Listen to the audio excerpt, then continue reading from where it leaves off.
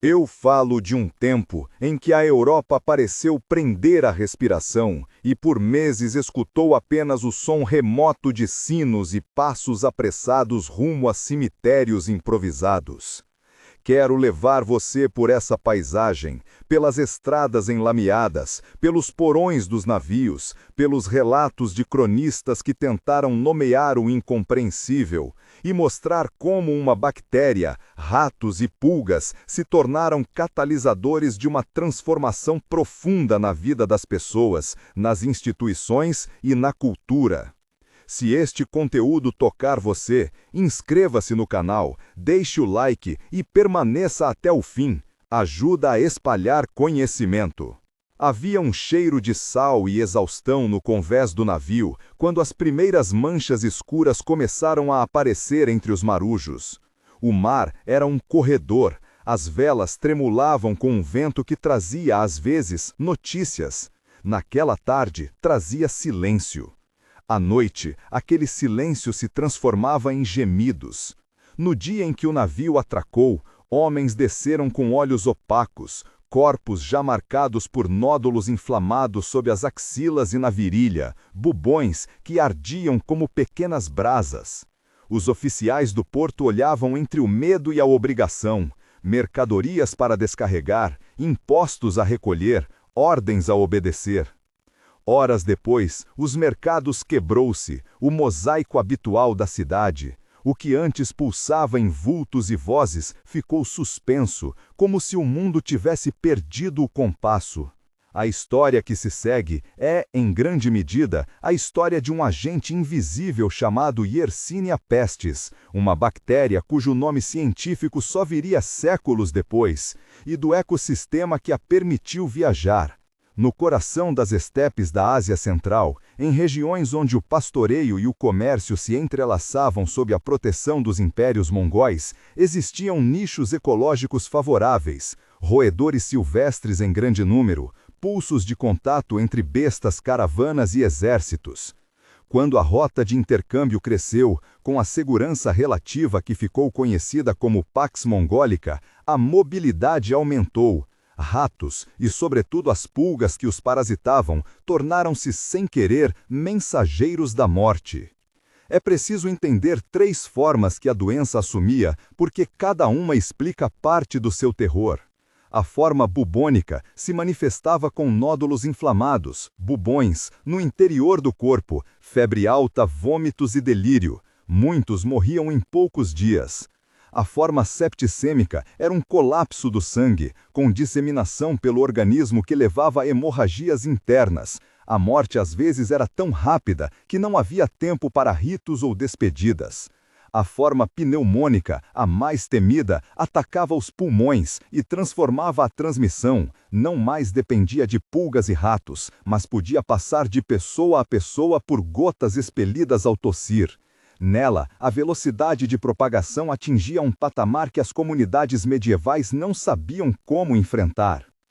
As rotas da doença, no entanto, seguem linhas humanas, rotas de comércio, sítios de cerco, portos. No final de 13.446 e início de 13.447, o cerco a uma cidade portuária no Mar Negro, conhecida aos cronistas como Cafa, marcou um ponto de inflexão. Soldados de campanhas mongóis e genoveses se confrontaram e o cerco deu origem a relatos de corpos em meio aos muros. Um cronista italiano que mais tarde relatou o episódio descreveu como os mortos eram lançados para dentro da cidade cercada. É uma imagem poderosa, relatada como possível vetor de disseminação, mas que os historiadores ainda tratam como um entremeio literário entre rumor e fato. O que é incontestável é que navios genoveses partiram dali para o Mediterrâneo com tripulações enfraquecidas, com cargas e com roedores escondidos entre mantimentos e com a bactéria em seu trajeto. Em outubro de 13.447, navios provenientes de portos do Mar Negro atracaram em Messina. Contos de homens que morreram enquanto descarregavam mercadorias se transformaram em notícias que se espalharam com a mesma rapidez que a doença. do cais para as ruas, dos mercados para as casas.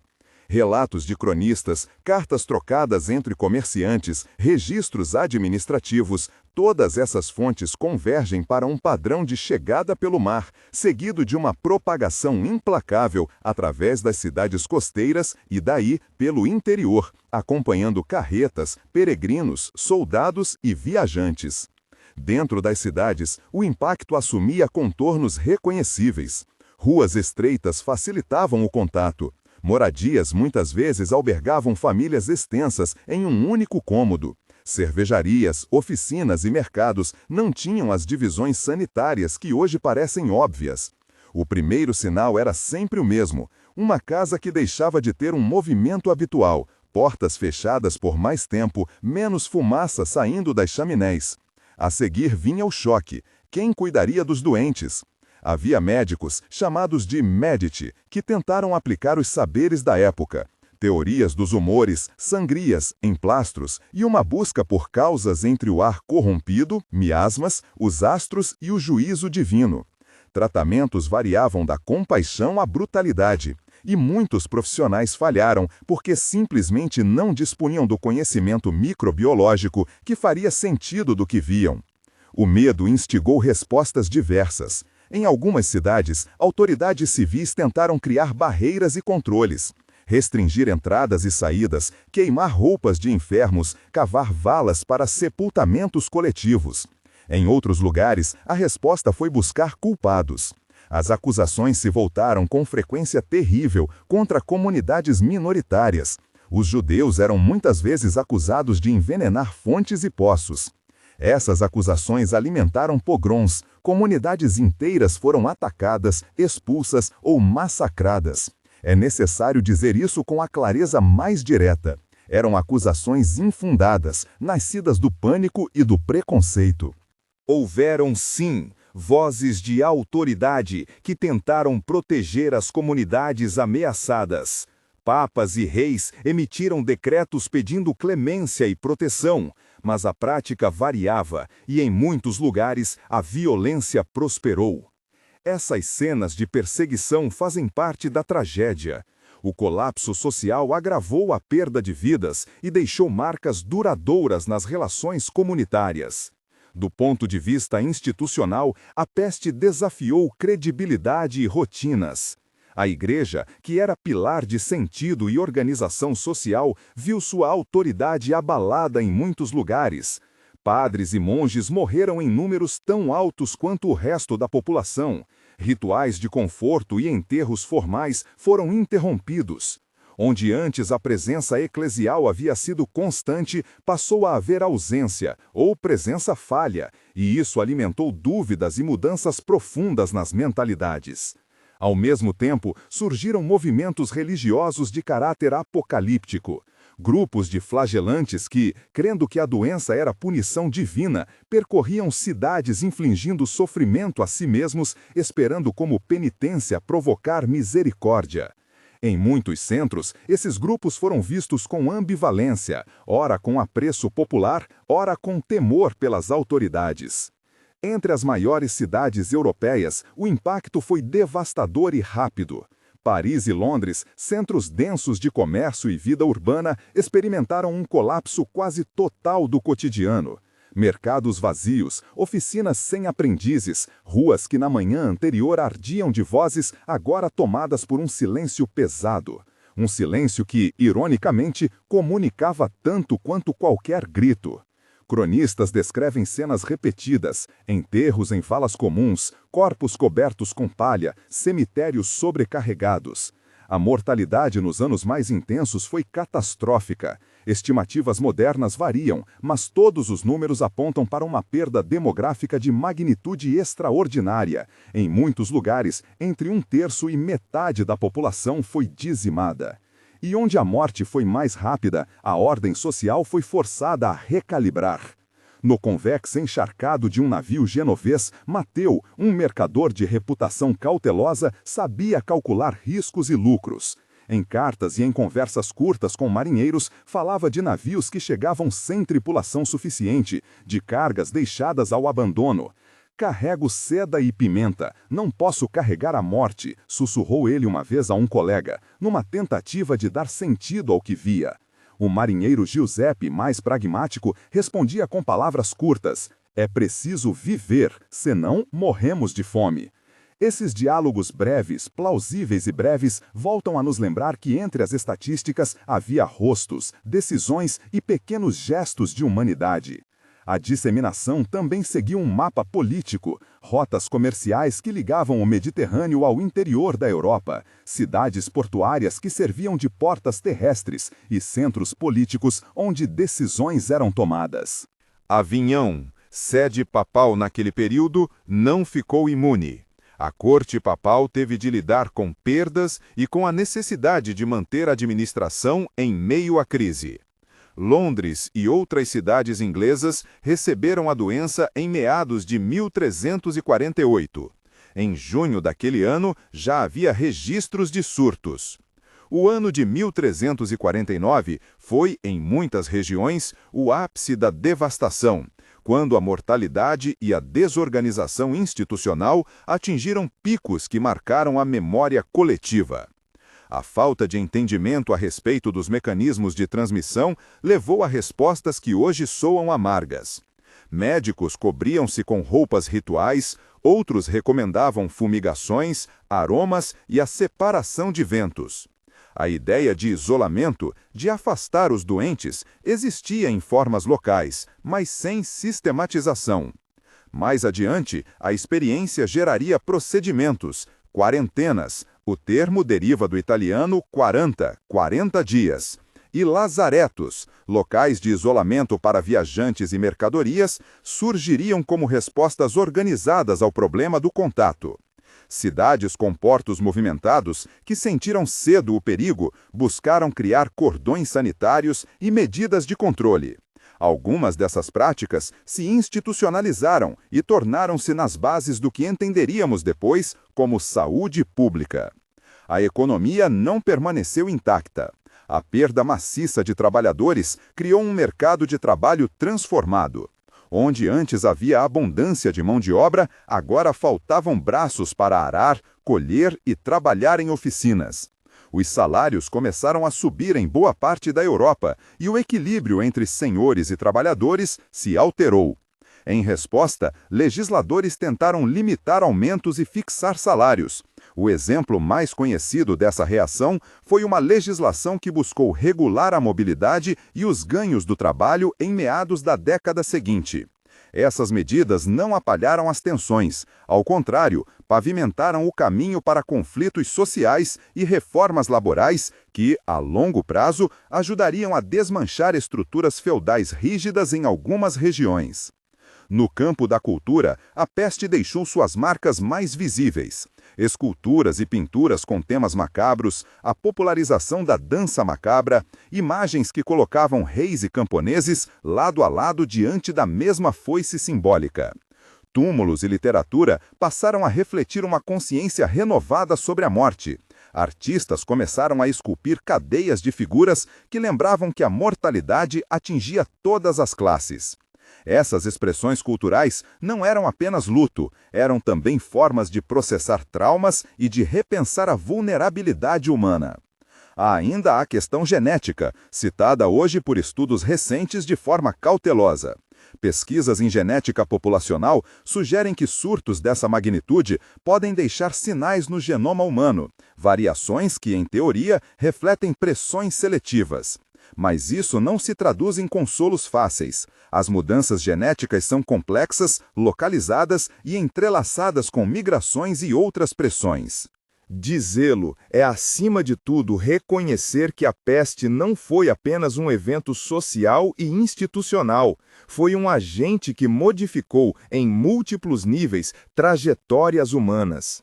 E as respostas institucionais, embora muitas vezes falhas no imediato, deixaram um legado duradouro. Cidades que criaram órgãos de vigilância sanitária, que delimitaram protocolos de isolamento e que passaram a registrar estatísticas de mortalidade, tudo isso constituiu sementes das modernas políticas públicas de saúde.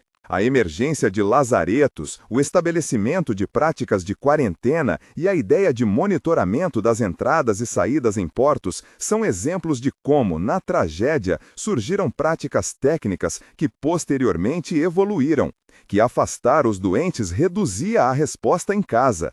Em palavras prosaicas, escreveu num pequeno diário que o vento que leva as palavras também leva as doenças, e que o poder das medidas concretas era por vezes mais eficaz que as orações.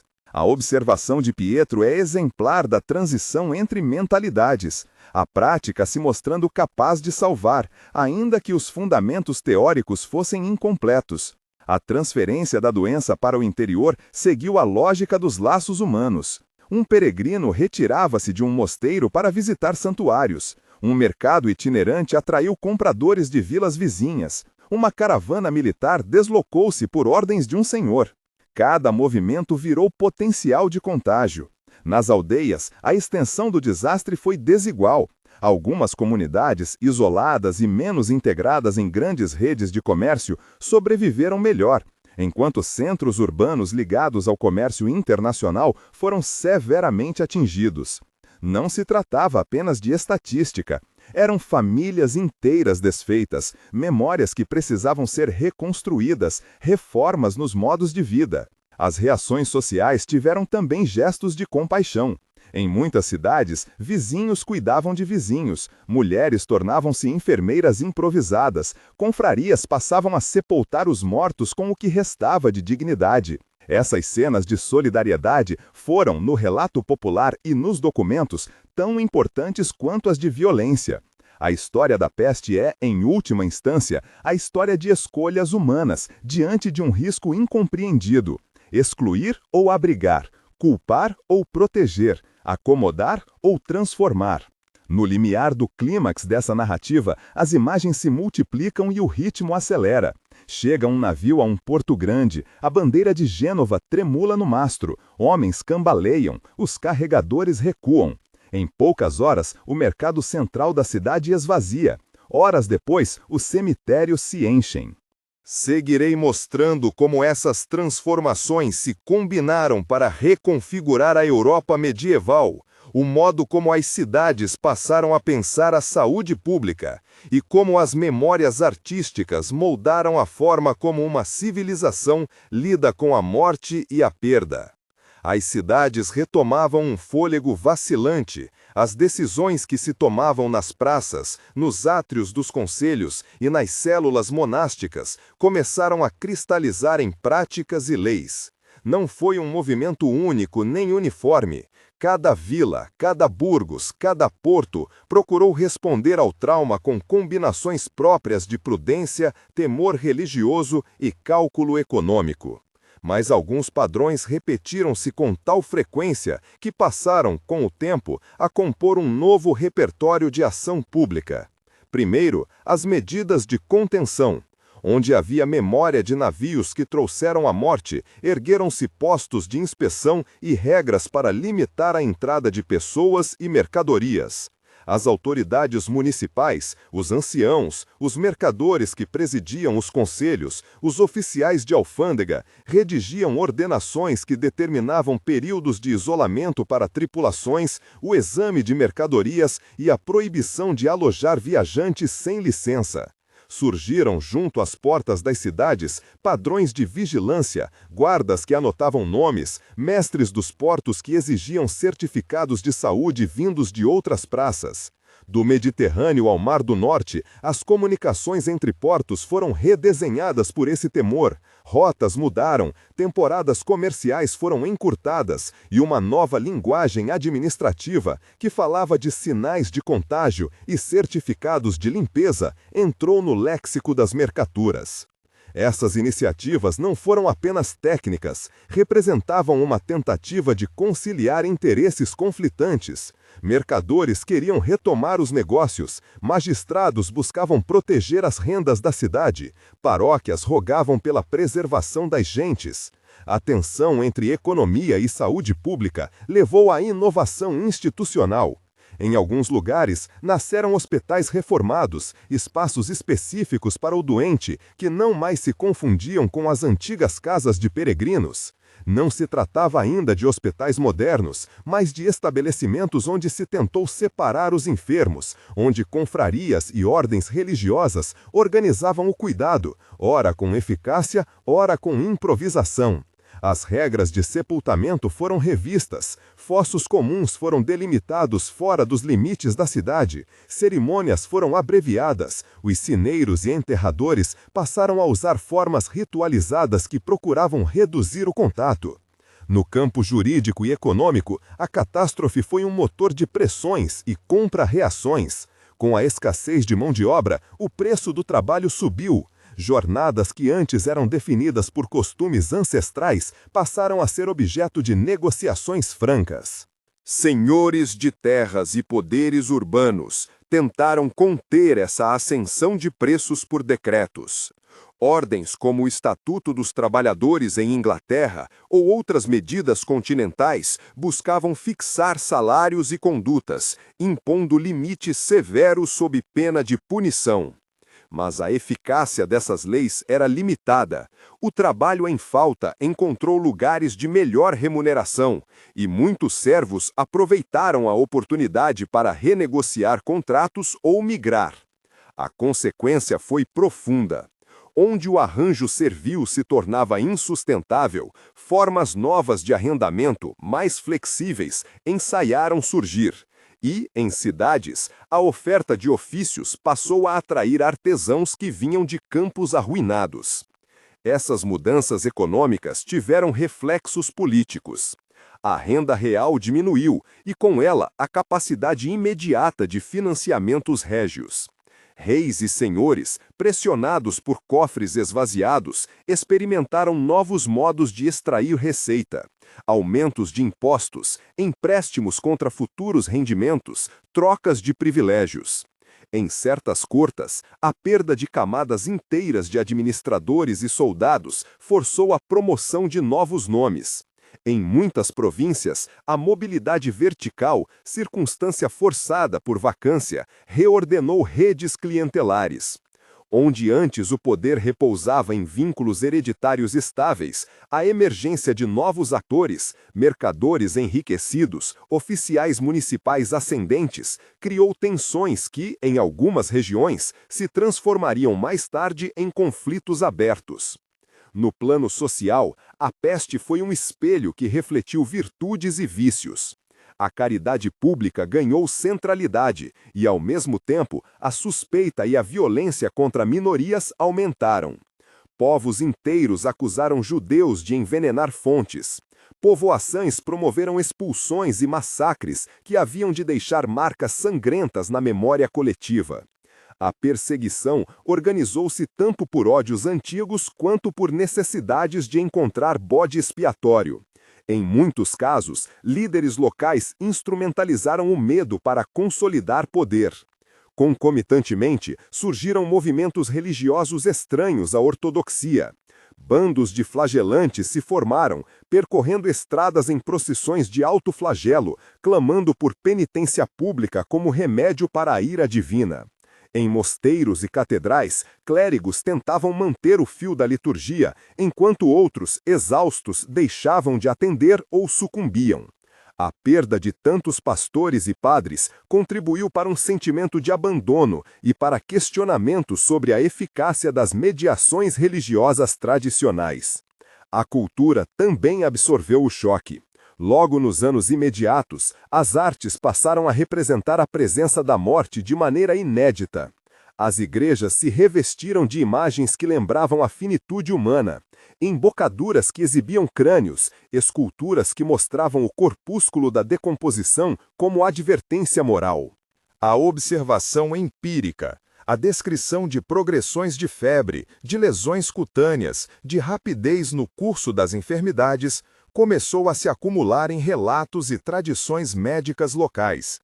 Esses conhecimentos, por vezes rudimentares, por vezes radicalmente corretos em detalhes, comporiam, ao longo dos anos, um corpo de saber que seria, séculos depois, reconhecido como parte do lento desenvolvimento das práticas de saúde pública. Na esfera das mentalidades, a peste instaurou um sentido novo de vulnerabilidade que atravessou gerações. Narrativas familiares passaram a incluir o episódio como ponto de ruptura. Genealogias interrompidas, testamentos escritos às pressas, dotes que evaporaram.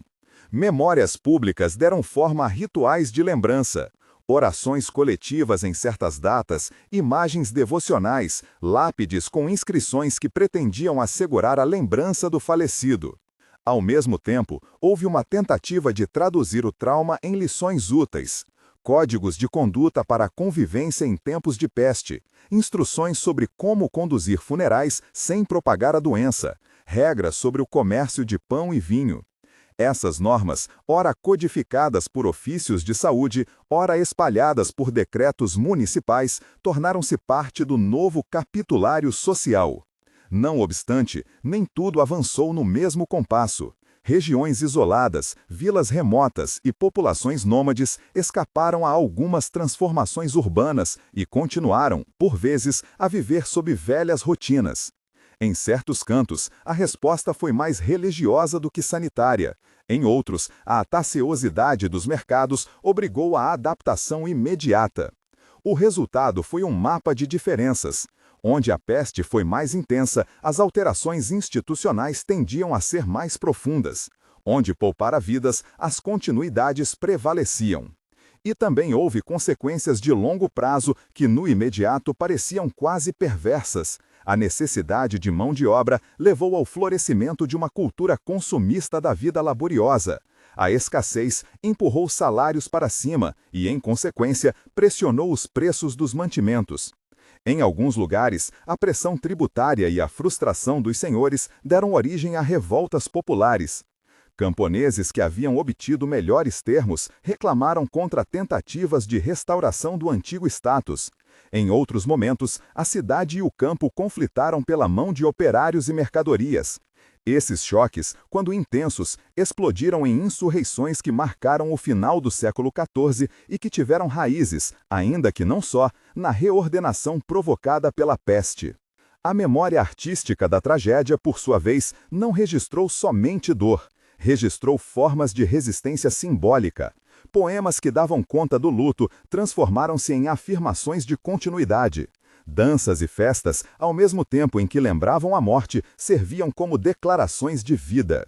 Esses choques, quando intensos, explodiram em insurreições que marcaram o final do século XIV e que tiveram raízes, ainda que não só, na reordenação provocada pela peste. A memória artística da tragédia, por sua vez, não registrou somente dor, registrou formas de resistência simbólica. Poemas que davam conta do luto transformaram-se em afirmações de continuidade. Danças e festas, ao mesmo tempo em que lembravam a morte, serviam como declarações de vida. A literatura da época, ao condensar em narrativas a convivência com a proximidade do fim, ofereceu ao leitor um modo de conversar com o medo, de rir do absurdo e de reafirmar, modestamente, a condição humana. Enquanto isso, os arquivos, livros de contas, cartórios urbanos, registros eclesiásticos, começavam a mostrar, entre números e entradas, a nova conformação do mundo.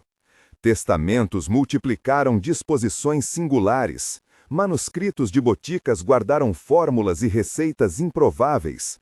Relatórios de magistrados juntaram-se a cartas de mercadores que descreviam perdas de navios e bens. A historiografia posterior viria a sustentar-se justamente nesses fragmentos, cruzando dados e testemunhos para compor um quadro que, embora incompleto, é hoje a principal via de acesso à experiência daquele tempo. E ainda havia as ações humanas mais simples, as que não cabem em decretos. Vizinhas que aprontavam pães e os deixavam à porta de casas afligidas. Jovens que assumiam ofícios para substituir mortos. Comunidades que reconstituíam festas de padroeiro adaptadas a novas saudades. Esses gestos menores não reordenaram estruturas por si só, mas foram a argamassa emocional que permitiu às cidades e aos campos viver após a devastação.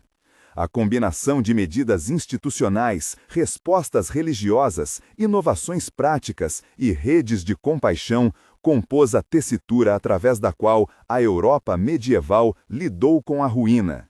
Ao contemplar esse caleidoscópio de efeitos sanitários, econômicos, religiosos e culturais, percebe-se que a peste não foi um evento que terminou, foi um processo que convocou adaptações e escolhas.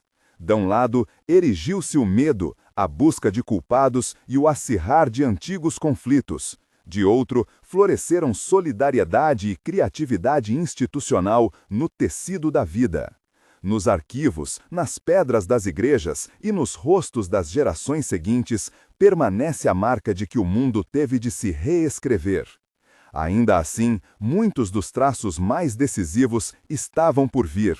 As escolhas tomadas nas décadas seguintes, em leis, em práticas mercantis, em liturgias e em memórias coletivas, continuariam a moldar as sociedades europeias. Alguns caminhos iriam levar a mudanças lentas mais profundas no status do trabalho, na organização urbana, na relação entre leigo e clérigo. Outros perpetuariam velhos conflitos. Para compreender plenamente o alcance dessa transformação, era preciso acompanhar as tramas locais. Como os conselhos municipais transformaram ordens sanitárias em costumes. Como confrarias laicas foram incorporadas ao tecido de bem-estar urbano. Como as artes visuais cristalizaram um imaginário da morte que perduraria por séculos. Seguirei, então, a viagem por alguns desses caminhos concretos, mostrando casos exemplares onde se decidiu, de modo quase decisivo, o rosto da Europa pós-peste. Tomando esses fios, arquivos, arte, práticas cotidianas, leis e solidariedades, e seguindo-os por cidades concretas, percebe-se como decisões tomadas no calor da crise se cristalizaram em hábitos e instituições que sobreviveram às gerações. Em Ragusa, a resposta municipal ficou impressa na própria maneira de lidar com o comércio e a mobilidade. A República Marítima, dependente de navios e de rotas comerciais, transformou a prudência em regra. Para entrar no porto, era preciso aguardar, repousados os suspeitos e limpos os cargueiros. Para desembarcar, incumbências claras definiam quem poderia aproximar-se. Essas medidas, nascidas na experiência e na pressão de salvar a cidade, não foram meras exceções temporárias. Tornaram-se costumes jurídicos e práticos que deram à cidade uma vantagem duradoura, a reputação de porto seguro, e forçaram cortes e consulados estrangeiros a admitir obrigações e controles sanitários. Em suma, uma adaptação local acabou por fixar normas de circulação que se estenderam a outras praças mercantis e, com o tempo, moldaram a forma do comércio mediterrâneo. Venécia, por sua vez, converteu a necessidade em aparato institucional. Não se tratou apenas de erguer instalações para isolar doentes, tratou-se de criar uma máquina de gestão da saúde pública ligada ao comércio.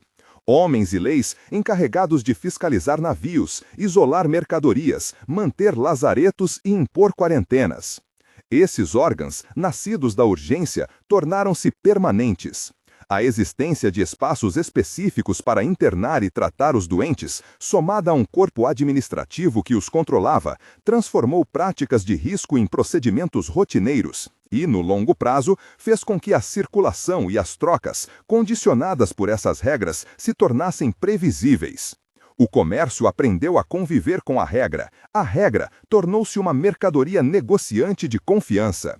Na Península Itálica também, cidades como Florença e Siena revelam caminhos distintos, mas complementares, de como respostas locais reconfiguraram o tecido social.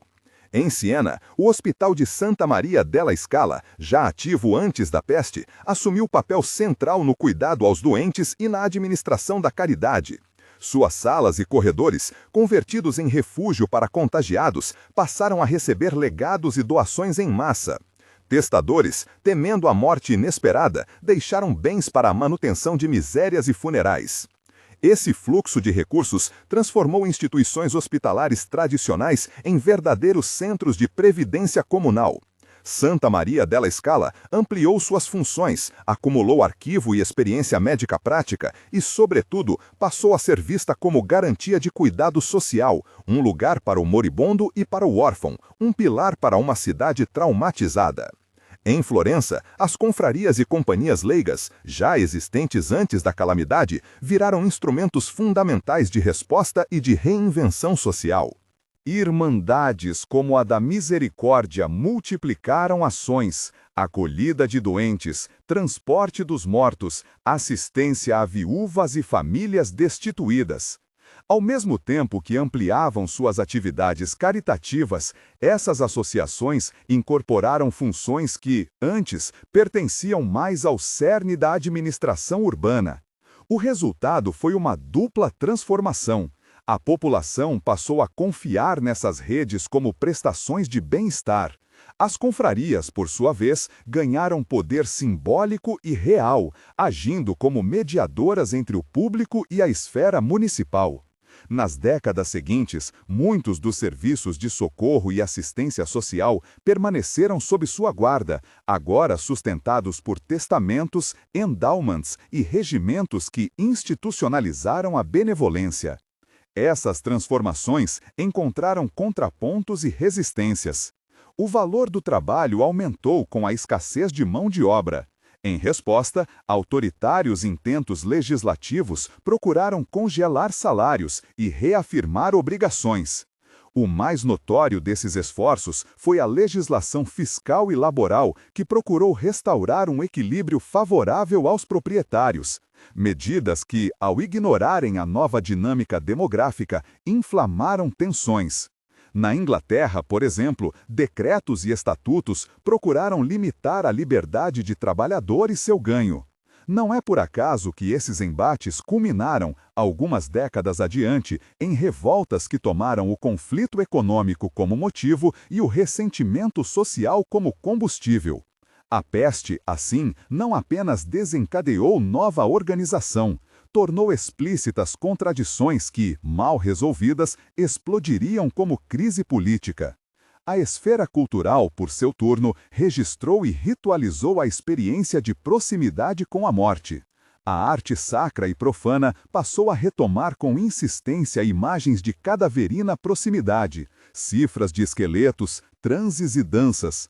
Surgiram por toda a Europa imagens públicas, murais em igrejas paroquiais, retábulos, esculturas sepulcrais que ensinavam a lição da finitude. O motivo do memento mori ganhou espaço nas praças e nos cemitérios, não apenas como advertência, mas como convite à rearrumação da vida social. Ofícios de memória, memoriais de confrarias, eclesiasticamente sancionados ritos de exéquias e recompensas ao cuidado dos mortos. A dança macabra, que em imagens reuniu nobres e plebeus sob a mão da morte, democratizou simbolicamente a experiência do fim. Foi uma pedagogia visual que ensinou a comunidade inteira a igualdade última diante da morte e, ao mesmo tempo, a urgência de cuidar dos vivos. A literatura refletiu outro aspecto dessa adaptação. Se o poema e o canto registraram o luto, a narrativa tornou-se espaço para dramatizar escolhas humanas diante do colapso. Relatos em prosa, agora tão abundantes quanto os inventários notariais, construíram um discurso comum sobre medo, culpa, fé e persuasão. Alguns escritores apresentaram a peste como juízo, outros a colocaram como ocasião para testar virtudes cívicas. Boccaccio, escrevendo sobre jovens que se isolam e contam histórias, transformou o ato de narrar num modo de resistência. Essas obras, longe de ser mera estetização do terror, ajudaram a formar um repertório simbólico que tornou suportável aquilo que antes parecia insuportável. Arquivos e registros mostraram ainda uma mudança nas práticas legais e testamentárias. O medo da morte súbita obrigou testadores a dispor de modo mais explícito sobre bens, herdeiros e encargos religiosos. Surgiram, por isso, documentos mais detalhados, instruções para missas, legados para confrarias, dotação de capelas e estipêndios para celebrações de sufrágio. O fluxo de bens aos hospitais e às associações caritativas transformou o mapa material das cidades, capelas foram erguidas, misericórdias ganharam sedes permanentes, eclesiásticos e laicos entrelaçaram interesses, às vezes por genuína gratidão, outras por busca de segurança social póstuma. No plano das práticas cotidianas, a peste deixou um rastro de ritualizações que iriam moldar costumes. A separação de doentes, a etiqueta dos funerais, a marcação de casas contaminadas, quando havia meios de sinalização, o cuidado com os bens que vinham de fora e o novo espaço dado a templos e confrarias como mediadores do sofrimento. A necessidade fez sobrar criatividade. Festas de padroeiros se transformaram, por vezes, em dias de lembrança dos mortos. Procissões, inicialmente instrumentos de súplica, converteram-se também em atos de representação cívica do luto. Esses ritos, repetidos ano após ano, sedimentaram interpretações coletivas sobre responsabilidade, culpa e amparo. Por fim, deve ser enfatizado que as políticas e práticas emergentes raramente foram unívocas. Em muitas localidades, coexistiram medidas humanitárias e repressivas, manifestações de compaixão lado a lado com processos que buscaram bodes expiatórios. A memória da peste, como a própria peste, foi pluriforme, prodigou compaixão e exclusão, inventou procedimentos e anestesiou sentimentos. O que, porém, é inegável é que as escolhas tomadas no calor da emergência produziram efeitos duradouros. O que se transformou foi, sobretudo, a relação entre o indivíduo e a coletividade.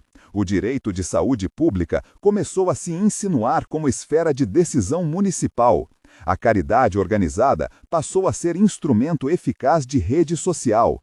O medo, revestido de práticas e imagens, constituiu uma educação coletiva sobre risco e cuidado. Diante disso, torna-se possível ler o século XV e seguintes como o resultado não de um único evento, mas de uma sucessão de decisões locais que, somadas, redesenharam instituições, mercados, ritos e imaginários. A peste, enquanto catástrofe, forçou uma prova de engenharia social cujo legado, em hospitais ampliados, em os governos que aprenderam a legislar sobre circulação, em confrarias que assumiram o papel de seguradoras morais, seria uma das alavancas do mundo moderno. Para entender a amplitude dessa transformação, é preciso ainda descer ao detalhe. Examinar como, em cada conselho municipal, os anciãos transformaram ordens de exceção em normas de costume, como confrarias compuseram estatutos que sobreviveram a mudas de governo, como artistas e pregadores confeccionaram narrativas de consolo que entraram no repertório público. Tomarei a seguir alguns desses exemplos mais pormenorizados, começando pelas deliberações colegiadas que converteram práticas sanitárias em direito municipal. Assembleias de notáveis e conselhos urbanos transformaram nessa arena prática emergências em normas. Não se tratou apenas de proclamar proibições, tratou-se de institucionalizar procedimentos. Vistoria de viajantes e navios, quarentenas em ilhas ou hospitais isolados, regras para o transporte e sepultamento de cadáveres, multas para quem ocultasse doentes, fiscalização de mercadorias e definição de competências entre oficiais. Essas deliberações circulavam como editos municipais, eram registradas em livros de atas e, por vezes, ratificadas por jurisconsultos locais.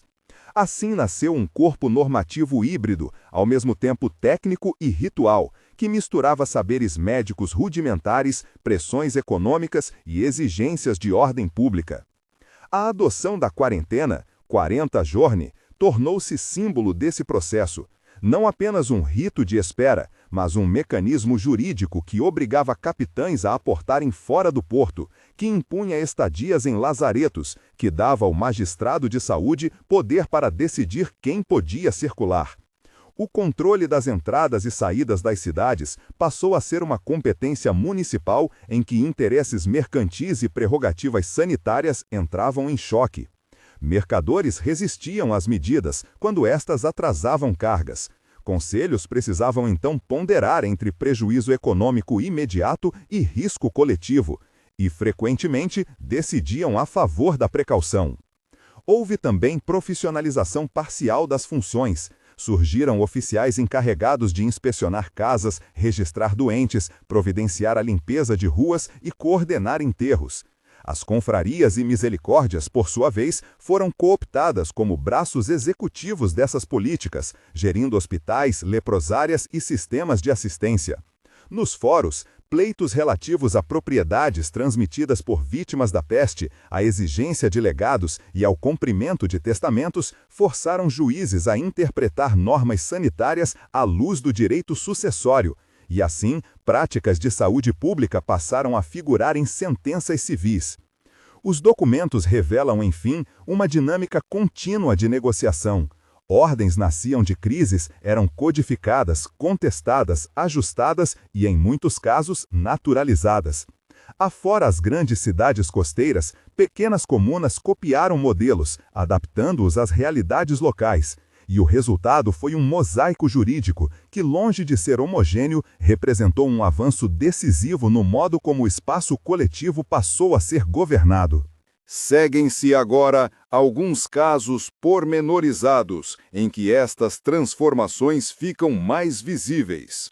Começarei pelos ofícios das câmaras portuárias e pelos registros de inspeção que documentam a regulação do comércio e da travessia.